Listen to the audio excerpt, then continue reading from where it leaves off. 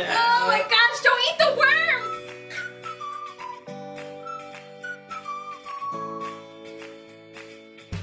Hey everybody! Hello! Happy Wednesday! Today is the day where we are going to eat worms. Woo! Real ones. Yes, That are found in the yard. because it's rainy out. Because it's rainy out. Today's scripture is Hebrews 12, verses 1 through 2. Since we are surrounded by so great a cloud of witnesses, let us also lay aside every weight and the sin that clings so closely. And let us run with perseverance the race that is set before us, looking to Jesus, the pioneer and perfecter of our faith, who for the sake of the joy that was set before him endured the cross, disregarding its shame, and has taken his seat at the right hand of the throne of God.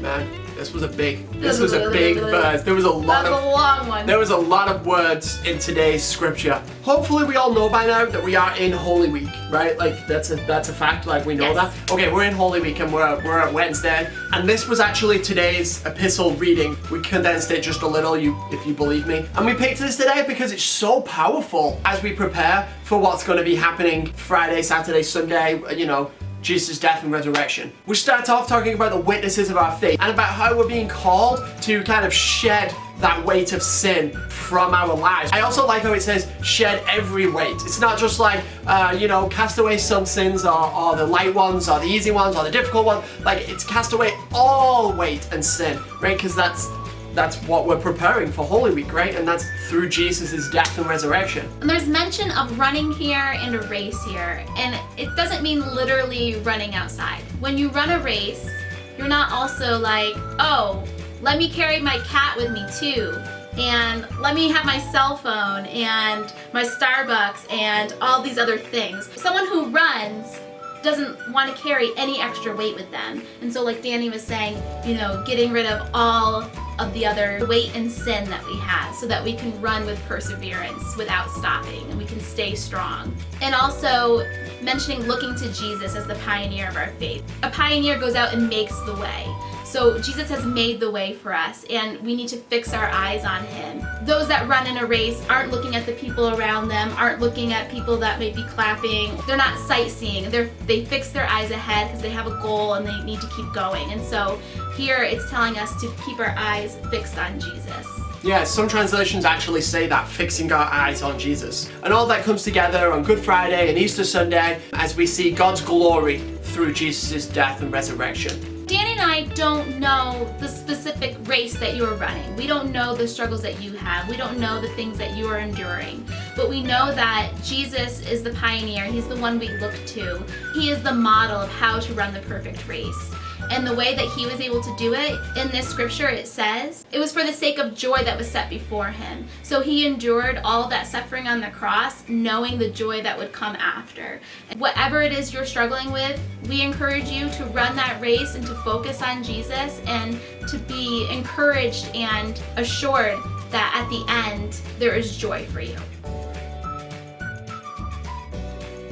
Today's fun slot, we are continuing yesterday's making worms. For those people that saw the video, saw that we had a little mishap with our timings and didn't quite realize how long it was going to take. So here we are on Wednesday, the 8th of April, continuing on. Let's go for it. And if you want to see that video of us creating this, it's in the description. Yes, it's really easy. From this point on, we're going to pull out the straws. Apparently the first few are really hard because it's solid jello. Kind of like when you buy a Blizzard and they go, I haven't seen you do that. boom. That's how tough this is. We're gonna pull them out and then we're supposed to run it under the faucet, under the tap. That's gonna be really hard for you to watch. So we made bowls of hot water. We're gonna kind of dip it in here and then you're gonna use the end of the straw that doesn't have anything in it and start by pinching and squeezing through all of them and we're gonna put them right into this bowl. What if we pull the straw out and everything just stays in? That's not gonna happen. Well, one big worm. Ew! It sounds gross. Oh! Ew! Ew! This is gonna be gross. Also, it's gonna take forever. Oh, this is so gross, but so satisfying. So gross. Wait till you touch one. What are we gonna do with this jello? I was gonna eat them. Feel like I'm eating brains or worms.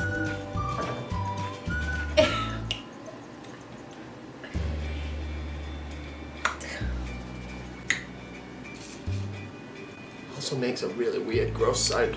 Ew! That's just the fun part. Ew!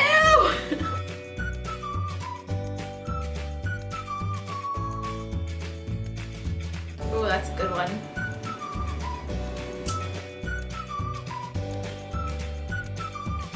Oh, it said you could also possibly blow them, but I'm worried about germs. Yeah, we shouldn't do that.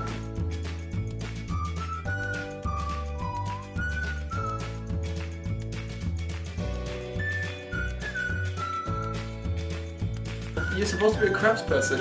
I like to craft cute things. And when it's squishy in your hand, it looks like a squished worm. I love it. I think this is great. You flung that one at me. I did not.